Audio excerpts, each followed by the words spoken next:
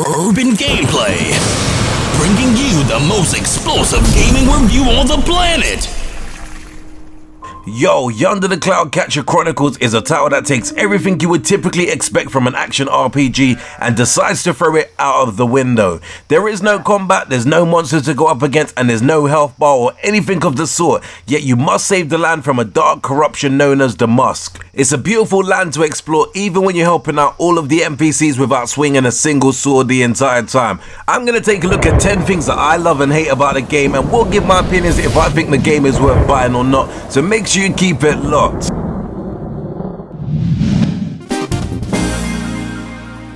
Yo, one of the first things that comes to mind when you play or look at this game for the first time is the absolutely gorgeous graphics and the art style the game has. Yonder has such a bright and vibrant world filled with some great looking colors and an environment that just begs to be explored. From the offset, the developers have made it more than clear that they've put their heart and soul into this game's look and art style.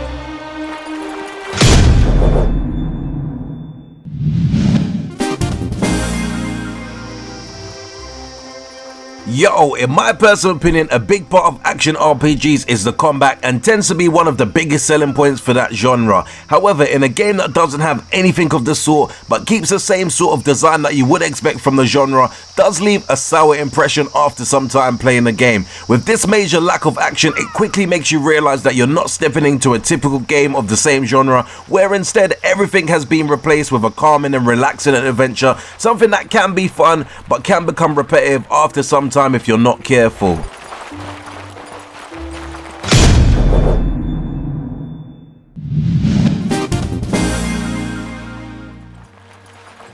Yo, by taking a few ideas from Stardew Valley and obvious influence in some ways, there is a farming element to the game that has you tending to your crops, looking after your animals and keeping your farm up to snuff. All of it is rather simple to make a start on and understand how to do, but it is all rather calming and easily one that is definitely the best part of the entire game for me personally. What makes it even better is that at any point in the game it starts to feel a little bit too overwhelming. The game manages to reel it in just enough so you don't feel forced to keep your farm up to your own standard.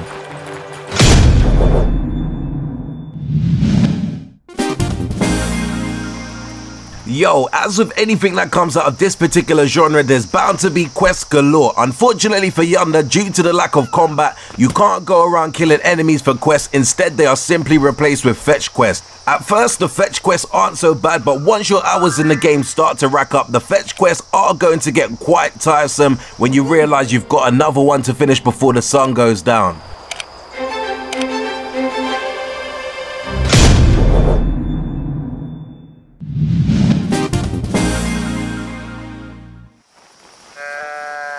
Yo, designed to be similar to that of an adventure game, there are lots to see and explore in Yonder, and to me that's what makes it such a beautiful experience. If you see something off in the distance that you have this niggling need to go and venture to, then you can just set up on that in your own little adventure without worrying about something ruining your day whilst you explore the grand expanses that are before you.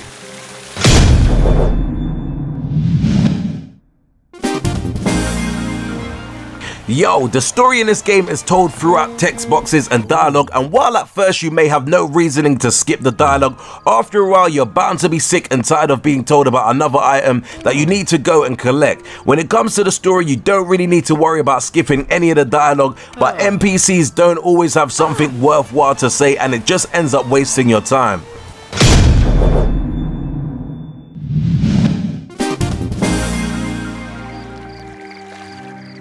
Yo, there are a number of different things for you to do in Yonder, many of which are quite calming and relaxing, but fishing seems to be one of the more enjoyable out of the lot. All you have to do is go for a little wander, find a body of water and cast out your line. From there you get to enjoy some peace and serenity as you sit back and wait for the reel to finally catch you a fish. At first I wasn't expecting fishing to be all that fun in the slightest, but after the first couple of minutes it is hard not to realize just how calming and satisfying it really is to take a few minutes to fish every now and again.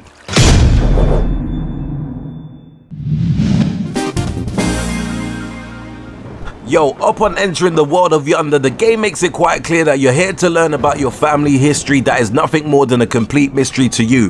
further you delve into the game is the more you learn more and more about your lost family history, but by that time it's all over. You simply return to the land of Yonder as if nothing happened. Despite discovering everything you can about your family line, it felt like it practically had no impact on the game at all, and unfortunately that's the best player is going to get from this. It's kind of a little bit of a lackluster. I'm not really going to spoil it, but at the same time I personally did feel that it did lack a lot of stuff in terms of what the story should have been presenting.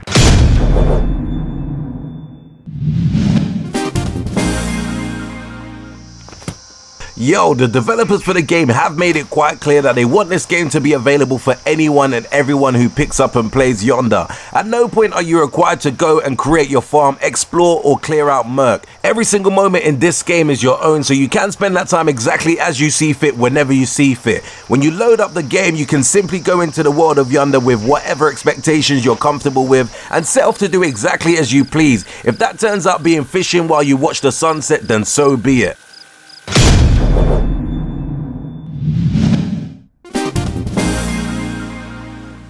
Yo, even though Yonder is an absolutely gorgeous game that should be experienced by everyone who enjoys a good adventure, before too long it does become a little bit repetitive in my opinion. After all, there's only so much you can do with a farm, there's only so much fish you can catch, and the exploration will eventually come to a halt, as sad as that is to say. Going back to the issue of no combat, if it was there, it would quite easily extend the life of the game by a fair amount, but because it's not in the game in the slightest, all of the other activities you can do will become repetitive as a result of the lack of combat, and there simply isn't anything else that can be done about that.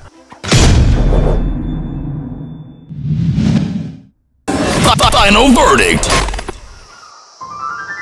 Yo, all in all, Yonder the Cloud Catcher Chronicles is a game that I think some may love and some may find boring. I personally enjoyed zoning out to this game to help relax, and as a fan of Zelda, I do really appreciate some of the similarities between the games in terms of just the structure and maybe a little bit of the inspiration, because I can see so much inspiration drawn into this game, especially from the likes of the Wind Waker and even the Breath of the Wild here or there. Also, there's definitely some great aspects from Stardew Valley and also the likes of Harvest Moon. Whilst this game isn't really on the level of those games that I mentioned, and also I do feel that this game does struggle in terms of the longevity, because I feel after the repetitive starts to kick in, you probably won't play the game as long as you maybe thought you would intend to at the start. The game is still a great pick up and play game in my opinion. It's one of those games that you could definitely put on and relax to if you've had a long day, so I do recommend this game if you're into those particular type of games where you just want to kind of kick back and relax. This to me is a superb game. Anyway peeps, thanks for taking the time out to watch my quick rundown of 10 things that I hate and love about Yonder the Cloud Catcher Chronicles. If you enjoyed the video, feel free to give me that all important thumbs up, and do subscribe to the channel if you haven't done so already. And until next urban gameplay video, we definitely say peace out peeps.